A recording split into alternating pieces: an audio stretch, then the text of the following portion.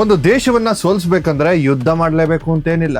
ಆ ದೇಶದ ಭೌಗೋಳಿಕ ರಚನೆಯನ್ನ ಬದಲಾಯಿಸಿಬಿಟ್ರೆ ಸಾಕು. ಇವತ್ತು ನಾನು ನಿಮ್ಮ ಮುಂದೆ ಇಡ್ತಿರೋ ವಿಷಯ ಕೇವಲ ಪರಿಸರಕ್ಕೆ ಸಂಬಂಧಿಸಿದ್ದಲ್ಲ. ಇದು ಭಾರತದ ರಾಷ್ಟ್ರೀಯ ಭದ್ರತೆಗೆ ಸಂಬಂಧಿಸಿದ ವಿಷಯ. ನಿಮ್ಮ ಕಣ್ಣೆದುರಿಗೆ ಒಂದು ಪರ್ವತ ಇದೆ ಅಂತ ಇಮ್ಯಾಜಿನ್ ಮಾಡ್ಕೊಳ್ಳಿ. ಅದು ಸಾವಿರಾರು ವರ್ಷಗಳಿಂದ ಅಲ್ಲೇ ಇದೆ. ಅದು ಮಳೆ ತರಿಸುತ್ತೆ, ಗಾಳಿಯನ್ನ ಶುದ್ಧ ಮಾಡುತ್ತೆ, ಮರುಭೂಮಿಯನ್ನ ತಡೆಯುತ್ತೆ.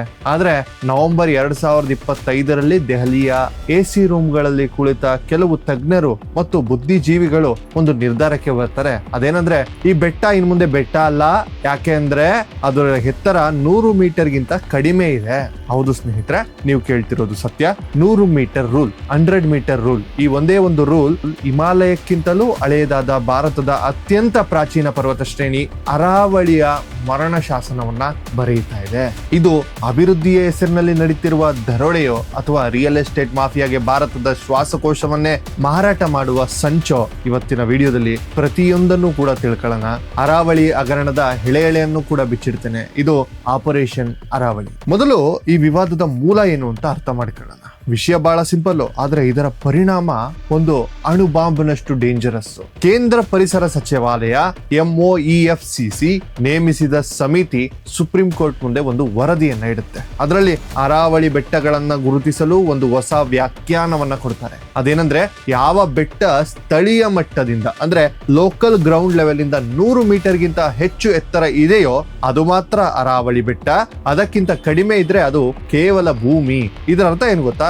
ಅರಾವಳಿ ಅನ್ನೋದು ಹಿಮಾಲಯದ ತರಹದ ಎತ್ತರದ ಶಿಖರಗಳಲ್ಲ. ಇದು ಪ್ರಪಂಚದ ಅತ್ಯಂತ ಹಳೆಯ ಮಡಿಕೆ ಪರ್ವತ ಅಂದ್ರೆ ಫೋಲ್ಡ್ ಮೌಂಟೇನ್. ಕೋಟ್ಯಾಂತರ ವರ್ಷಗಳ ಗಾಳಿ ಮಳೆಗೆ ಸವೆದು ಇವು ಚಿಕ್ಕ ಚಿಕ್ಕ ಬೆಟ್ಟಗಳಾಗಿ ದಿಬ್ಬಗಳಾಗಿ ಉಳಿದುಕೊಂಡಿದೆ. ತಜ್ಞರ ಪ್ರಕಾರ ಅರಾವಳಿಯ ಸುಮಾರು 70-90% ಭಾಗ 100 ಮೀಟರ್ಗಿಂತ ಕಡಿಮೆ ಎತ್ತರದಲ್ಲಿವೆ. ಈಗ ಲಾಜಿಕ್ ನೋಡಿ, ಒಂದು ವೇಳೆ ಈ ರೂಲ್ ಪಕ್ಕಾ ಜಾರಿಯಾದ್ರೆ ಹರಿಯಾಣ ಮತ್ತು ರಾಜಸ್ಥಾನದ ಸುಮಾರು 20,000 ಎಕರೆ ಅರಣ್ಯ ಭೂಮಿ ಒಂದೇ ಏಟಿಗೆ ಫಾರೆಸ್ಟ್ ಸ್ಟೇಟಸ್ ಅನ್ನ ಕಳೆದುಕೊಳ್ಳುತ್ತೆ. ಯಾವಾಗ ಅದು ಫಾರೆಸ್ಟ್ ಅಲ್ವೋ ಆಗ ಅಲ್ಲಿಗೆ ಯಾರು ಬರ್ತಾರೆ? JCBಗಳು ಬರ್ತವೆ, ಕ್ರಷರ್ಗಳು ಬರ್ತವೆ, ದೊಡ್ಡ ದೊಡ್ಡ ಅಪಾರ್ಟ್ಮೆಂಟ್ ಕಾಂಪ್ಲೆಕ್ಸ್ ಗಳು ಬರ್ತವೆ. ಸರ್ಕಾರ ಹೇಳ್ತಿದೆ ನಾವು ಗೊಂದಲ ನಿವಾರಣೆ ಮಾಡ್ತಿದ್ದೀವಿ, ಯೂನಿಫಾರ್ಮಿಟಿ ತರ್ತಿದ್ದೀವಿ ಅಂತ.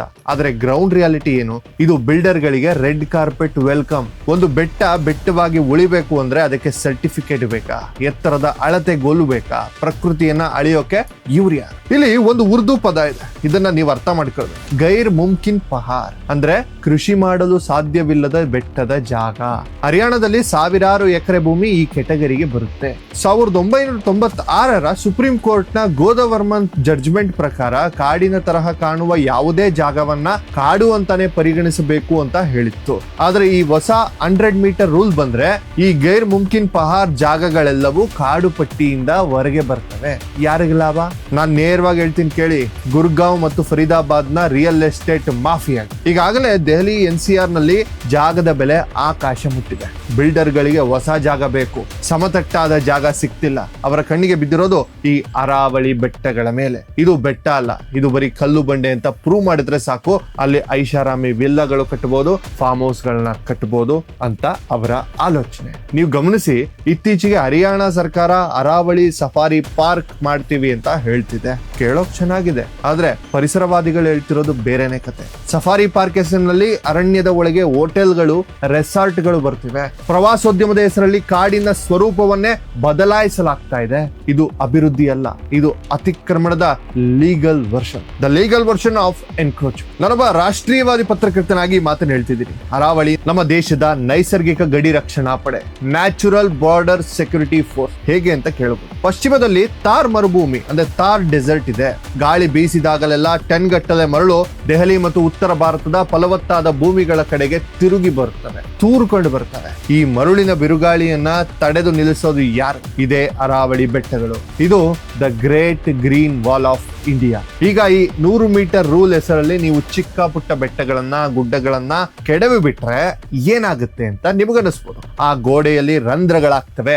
ಆ ರಂಧ್ರಗಳ ಮೂಲಕ ಮರುಭೂಮಿಯ ಮರಳು ನೇರವಾಗಿ ದೆಹಲಿ, ಹರಿಯಾಣಕ್ಕೆ ಮತ್ತು ಉತ್ತರ ಪ್ರದೇಶಕ್ಕೂ ನುಗ್ತವೆ. ತಜ್ಞರು ವಾರ್ನಿಂಗ್ ಕೊಡ್ತಿದ್ದಾರೆ, ಅರಾವಳಿ ಹೋದ್ರೆ ಮುಂದಿನ 20-30 ವರ್ಷಗಳಲ್ಲಿ ದೆಹಲಿ ಇನ್ನೊಂದು ಮರುಭೂಮಿ ಆಗುತ್ತೆ. ಈಗಾಗಲೇ ದೆಹಲಿಯಲ್ಲಿ ಉಸಿರಾಡೋಕ್ಕೂ ಗಾಳಿ ಇಲ್ಲ. ಚಳಿಗಾಲ ಬಂದ್ರೆ ಗ್ಯಾಸ್ ಚೇಂಬರ್ ಆಗುತ್ತೆ. ಅದರ ಜೊತೆಗೆ ಈಗ ಮರುಭೂಮೀಕರಣ ಡೆಸರ್ಟಿಫಿಕೇಶನ್ ಶುರುವಾದ್ರೆ ನಮ್ಮ ರಾಜಧಾನಿ ಬದುಕಲು ಯೋಗ್ಯವಾಗಿ ಉಳಿಯುತ್ತಾ? ದೇಶದ ರಾಜಧಾನಿಯೇ ವಾಸಯೋಗ್ಯವಾಗಿಲ್ಲ ಅಂದ್ರೆ ಈ ದೇಶದ ಭವಿಷ್ಯ ಇದು ಪಾಕಿಸ್ತಾನ ಅಥವಾ ಚೀನಾ ಮಾಡಿರೋದಲ್ಲ, ಇದು ನಮಗೆ ನಾವೇ ಮಾಡಿಕೊಳ್ತಿರೋ ಆತ್ಮಹತ್ಯೆ. ಮನುಷ್ಯ ಊಟ ಇಲ್ಲದೆ ಕೆಲವು ದಿನಗಳು ಬದುಕಬಹುದು, ಆದ್ರೆ ನೀರಿಲ್ದೆ ಗುರುಗಾಂವ್, ಫರೀದಾಬಾದ್, ದೆಹಲಿಯಲ್ಲಿ ಈಗಾಗಲೇ ಅಂತರ್ಜಲ ಮಟ್ಟ ಪಾತಾಳಕ್ಕೆ ಹೋಗಿದೆ. ಈ ನಗರಗಳಿಗೆ ನೀರು ರೀಚಾರ್ಜ್ ಆಗೋದು ಎಲ್ಲಿಂದ? ಅದೇ ಕರಾವಳಿ ಬೆಟ್ಟಗಳಿಂದ. ಅರಾವಳಿಯ ಕಲ್ಲು ಬಂಡೆಗಳ ರಚನೆ ಹೇಗಿದೆ ಅಂದ್ರೆ, ಮಳೆ ನೀರು ಬಿದ್ದ ತಕ್ಷಣ ಅದು ಭೂಮಿಯ ಆಳಕ್ಕೆ ಇಳಿಯುತ್ತದೆ, ಅಲ್ಲಿ ಒಂದು ನ್ಯಾಚುರಲ್ ವಾಟರ್ ಟ್ಯಾಂಕ್ ಆಗಿ ಅದು ಆಕ್ಟ್ ಮಾಡುತ್ತೆ. ಈಗ 100 ಮೀಟರ್ ನೆಪದಲ್ಲಿ ಬೆಟ್ಟಗಳನ್ನ ಸಿಮೆಂಟ್ ಹಾಕಿ ಮುಚ್ಚಿದ್ರೆ ಅಥವಾ ಮೈನಿಂಗ್ ಮಾಡಿ ಕಲ್ಲು ತೆಗೆದ್ರೆ ಮಳೆ ನೀರು ಎಲ್ಲೋಗುತ್ತೆ? ಅದು ಹರಿದು ಚರಂಡಿ ಸೇರುತ್ತೆ ವಿನಃ ಭೂಮಿಗೆ ಇಳಿಯಲ್ಲ. ನಾಳೆ ನಿಮ್ಮ ಅಪಾರ್ಟ್ಮೆಂಟ್ ನಲ್ಲಿ ಟ್ಯಾಪ್ ತಿರುಗಿಸಿದ್ರೆ ನೀರ್ ಬರಲ್ಲ, ಕೇವಲ ಗಾಳಿ ಬರುತ್ತೆ. ಈಗಾಗಲೇ ದೆಹಲಿ ಸರ್ಕಾರ ನೀರಿನ ಸಮಸ್ಯೆ ಬಗ್ಗೆ ಅಳ್ತಾ ಇದೆ. ಆದರೂ ಬೆಟ್ಟಗಳನ್ನ ಉಳಿಸಿಕೊಳ್ಳುವ ಬದಲು ಅವುಗಳನ್ನ ಲೀಗಲ್ ಆಗಿ ಸಾಯಿಸಲು ನೋಡ್ತಿದ್ದಾರಲ್ಲ, ಇವರಿಗೆ ಹೇಗೆ? ಸರಿ, ಈಗ ಸರ್ಕಾರದ ಕಡೆಯ ವಾದವನ್ನು ಕೇಳೋಣ. ಪತ್ರಿಕೋದ್ಯಮ ಅಂದ್ರೆ ಎರಡು ಬದಿಯ ಕಥೆಯನ್ನು ಹೇಳಬೇಕಲ್ವಾ? ಅದಕ್ಕೆ ಹೇಳ್ತೀವಿ. ಸರ್ಕಾರ ಏನ್ ಹೇಳ್ತಾ ಇದೆ? ನಾವು ಅಕ್ರಮ ಗಣಿಗಾರಿಕೆಯನ್ನ ತಡಿತೀವಿ, ನಾವು ಸಸ್ಟೈನಬಲ್ ಮೈನಿಂಗ್ ಪ್ಲಾನ್ ಮಾಡ್ತಿದ್ದೀವಿ, ಅದಕ್ಕೆ ಈ ಹೊಸ ರೂಲ್ಸ್ ಬೇಕು ಅಂತ. ನನಗೆ ನಿಜವಾಗ್ಲೂ ನಗು ಬರುತ್ತೆ. ಸುಸ್ಥಿರ ಗಣಿಗಾರಿಕೆ ಅಂದ್ರೆ ಏನ್? ಬೆಟ್ಟವನ್ನ ಪೂರ್ತಿ ಕತ್ತರಿಸಿ ತೆಗೆದ ಮೇಲೆ ಅಲ್ಲಿ ಏನು ಸುಸ್ಥಿರತೆ ಉಳಿಯುತ್ತೆ? ಸುಪ್ರೀಂ ಕೋರ್ಟ್ ಸದ್ಯಕ್ಕೆ ಹೊಸ ಲೀಸ್ ಕೊಡೋದನ್ನ ಫ್ರೀಸ್ ಮಾಡಿದೆ, ಆದ್ರೆ ಎಲ್ಲಿಯವರೆಗೆ? ಒಮ್ಮೆ ಈ ಸಸ್ಟೈನಬಲ್ ಮೈನಿಂಗ್ ಪ್ಲಾನ್ ರೆಡಿ ಆಯ್ತು ಅಂದ್ರೆ ಮತ್ತೆ ಕಲ್ಲು ಗಣಿಗಾರಿಕೆ ಶುರುವಾಗುತ್ತೆ. ಮತ್ತೊಂದು ವಾದ ಅಂದ್ರೆ, ನಮಗೆ ಅಭಿವೃದ್ಧಿಗೆ ಕಲ್ಲು ಬೇಕು, ಜಲ್ಲಿ ಕಲ್ಲು ಬೇಕು, ಕಟ್ಟಡ ಕಟ್ಟಲು ಮೆಟೀರಿಯಲ್ ಬೇಕು. ಹೌದು ಬೇಕು, ಆದ್ರೆ ಅದಕ್ಕಾಗಿ ಇರುವ ಒಂದೇ ಒಂದು ರಕ್ಷಾ ಕವಚವನ್ನ ಬಲಿ ಕೊಡಬೇಕು. ರಾಜಸ್ಥಾನದಲ್ಲಿ ಎಷ್ಟೋ ಬೆಟ್ಟಗಳು ಈಗಾಗಲೇ ಮಾಯವಾಗೋಗಿವೆ. ಗೂಗಲ್ ಮ್ಯಾಪ್ ನಲ್ಲಿ ನೋಡಿದ್ರೆ ಕ್ರೇಟರ್ಸ್ ಕಾಣ್ತವೆ, ಬೆಟ್ಟಗಳಲ್ಲ.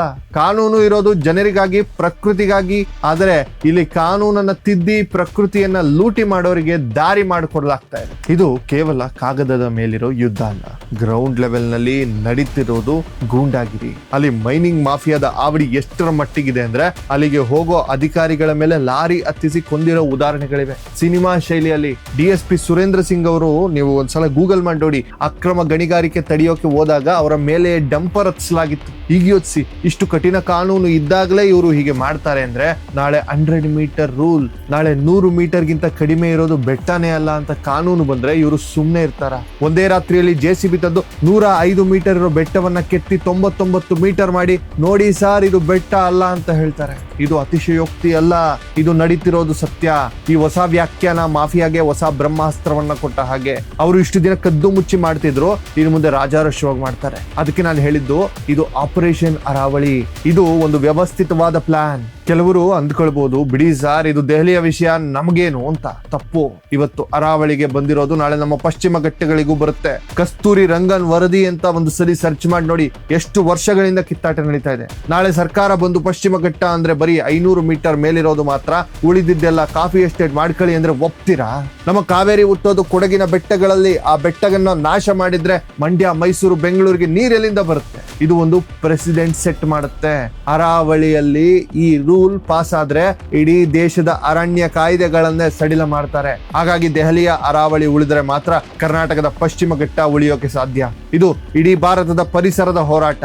ಕೊನೆಯದಾಗಿ ಒಂದು ಮಾತು, ನಾವು ಎಷ್ಟೇ ವಿಶ್ವಗುರು ಆಗಲಿ, ಎಷ್ಟೇ $1 ಟ್ರಿಲಿಯನ್ ಎಕಾನಮಿ ಆಗಲಿ, ಉಸಿರಾಡೋ ಗಾಳಿ ಮತ್ತು ಕುಡಿಯೋ ನೀರಿಲ್ಲ ಅಂದ್ರೆ ಅವೆಲ್ಲವೂ ಶೂನ್ಯ. ನಮ್ಮ ಪೂರ್ವಜರು ಬೆಟ್ಟಗಳನ್ನ ದೇವರು ಅಂತ ಪೂಜಿಸಿದ್ರು. ಗೋವರ್ಧನ ಗಿರಿಯ ಕತೆ ಕೇಳಿದ್ದೀರಲ್ಲ? ಕೃಷ್ಣ ಬೆಟ್ಟವನ್ನ ಎತ್ತಿ ಜನರನ್ನ ಉಳಿಸಿದ, ಆದ್ರೆ ನಾವು ಅದೇ ಬೆಟ್ಟವನ್ನ ಆಗದು ನಮ್ಮ ಸಮಾಧಿಯನ್ನ ನಾವೇ ಕಟ್ಟಿಕೊಳ್ತೇವೆ. ಅರಾವಳಿ ಕೇವಲ ಕಲ್ಲು ಬಂಡೆಗಳ ರಾಶಿ ಅಲ್ಲ, ಅದು ಒಂದು ಇತಿಹಾಸ, ಅದು ಒಂದು ಜೀವ ಸಂಕುಲ, ಅದು ನಮ್ಮ ಭವಿಷ್ಯದ ಆಕ್ಸಿಜನ್ ಸಿಲಿಂಡರ್. 100 ಮೀಟರ್ ರೂಲ್ ಹೆಸರಲ್ಲಿ ನಿಸರ್ಗದ ಜೊತೆ ಚೆಲ್ಲಾಟ ಆಡೋದು ಬೇಡ. ಸರ್ಕಾರಕ್ಕೆ, ಸುಪ್ರೀಂ ಕೋರ್ಟ್ಗೆ ಮತ್ತು ಪ್ರತಿಯೊಬ್ಬ ನಾಗರಿಕನಿಗೂ ಈ ಸತ್ಯ ತಿಳಿಯಲೇಬೇಕು. ಈ ವಿಡಿಯೋನ ಕೇವಲ ನೋಡಿ ಸುಮ್ಮನಾಗ್ಬಿಡಿ, ಇದನ್ನ ಶೇರ್ ಮಾಡಿ. ಪ್ರತಿಯೊಬ್ಬ ಭಾರತೀಯನಿಗೂ ಈ 100 ಮೀಟರ್ ಮೋಸದ ಬಗ್ಗೆ ಗೊತ್ತಾಗ್ಲಿ. ಧ್ವನಿ ಎತ್ತಿ, ಯಾಕಂದ್ರೆ ಮಾತು ಬೆಳ್ಳಿ, ಆದ್ರೆ ಮೌನ ಈ ವಿಷಯದಲ್ಲಿ ಮರಣ ಆಗುತ್ತೆ. ನಾನು ನಿಮ್ಮ ವಿಕಾಸ್ ಶಾಸ್ತ್ರಿ, ಸತ್ಯದ ಪರವಾಗಿ, ದೇಶದ ಪರವಾಗಿ. ಜೈ ಹಿಂದ್, ಜೈ ಭಾರತ್, ವಂದೇ ಮಾತರಂ. ನಮಸ್ಕಾರ.